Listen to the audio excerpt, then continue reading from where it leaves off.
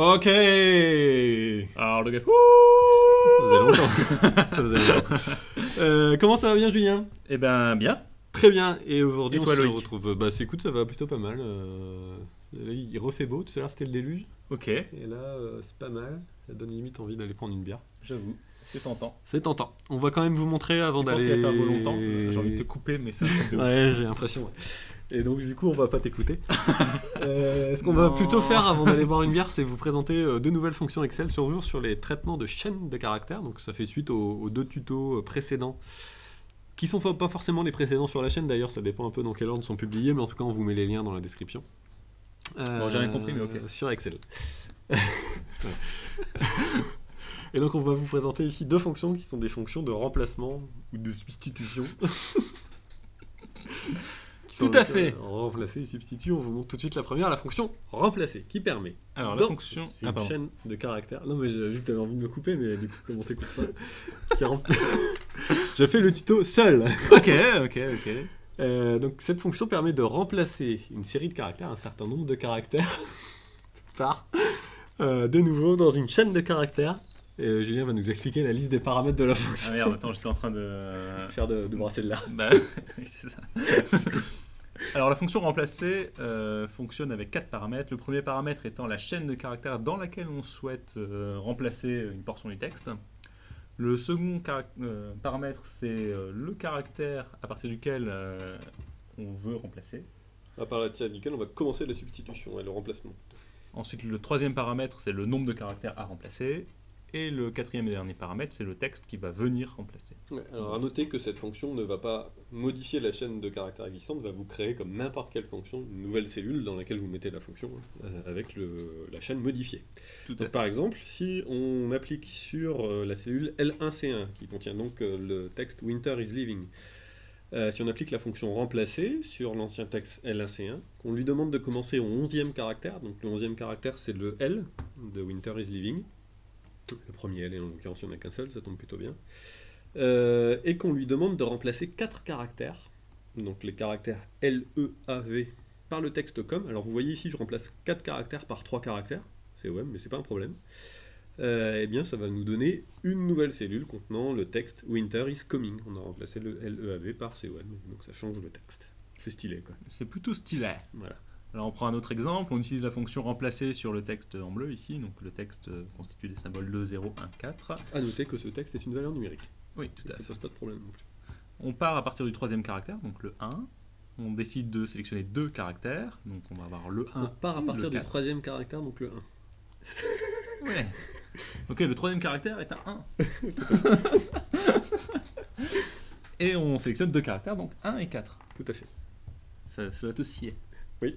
Et ce par quoi on va remplacer notre 1 et notre 4, c'est par le texte 4, 2. Et donc on va obtenir en résultat 2, 0, 4, 2. Tout à fait. Voilà, les 2 derniers caractères ont été remplacés par 42.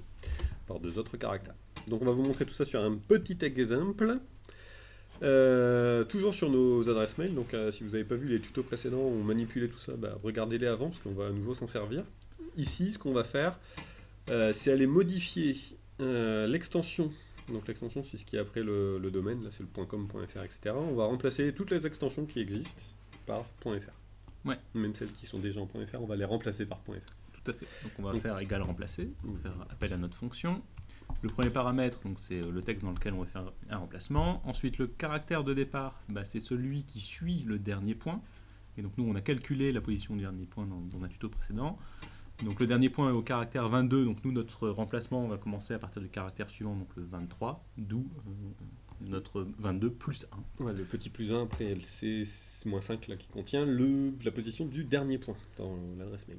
Ensuite, on choisit le nombre de caractères à remplacer. Donc là on veut remplacer des coms par des FR, donc il nous faut 3 caractères. En soi, on pourra en mettre plus que 3. Oui, ça poserait pas de soucis, mais de toute façon, en général, les extensions de mail sont sur 3 caractères. Donc, si jamais vous avez plus, vous mettez 10, vous êtes tranquille. Voilà, mais au moins 3. Mais au moins 3.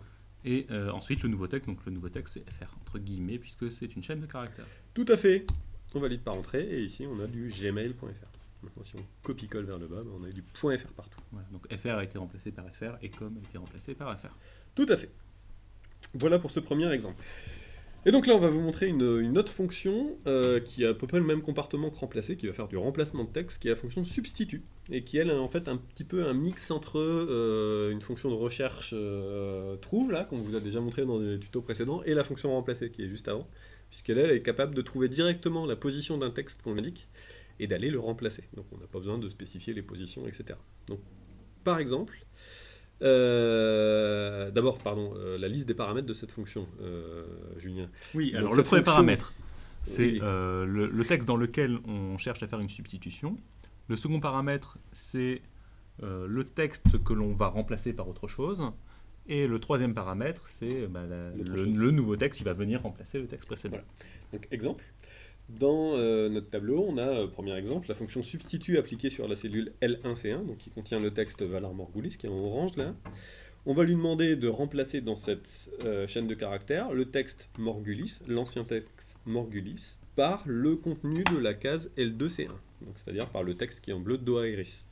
Ce qui va nous donner en résultat la fonction le texte Valar Doaeris. Donc là, il faut bien noter qu'on a mis en troisième paramètre le contenu d'une cellule, mais on aurait très bien pu aussi écrire le texte Doaeris, entre guillemets, qui nous aurait donné le même résultat. Je le note.